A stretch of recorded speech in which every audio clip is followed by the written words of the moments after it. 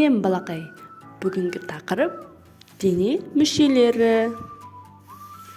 Дене мүшелері. Бас,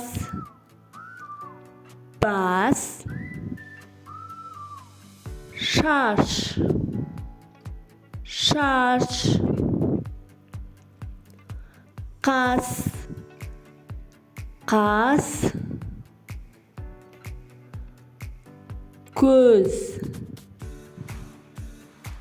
көз,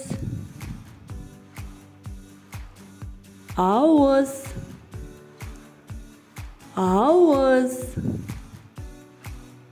мұрын,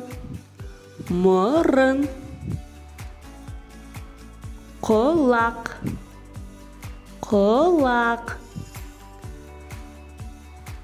мойын,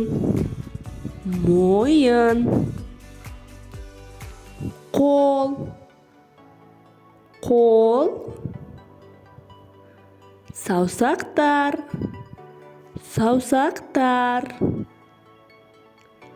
аяқ, табан.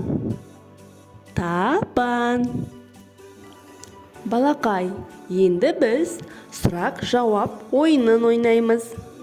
Суретте қандай дене мүшелері тұр? Бас, мұрын, қас. Келесі суретте не көріп тұрсың? Көз, ауыз, аяқ. Жарайсың балақай. Енді маған суреттен құлақты тауып көрсетші. Құлақ қайда? Құлақ. Міне құлақ. Жарайсың балақай. Канал ұнаса, арнама тіркеліп, лайк басып, пікір қалдырып кет.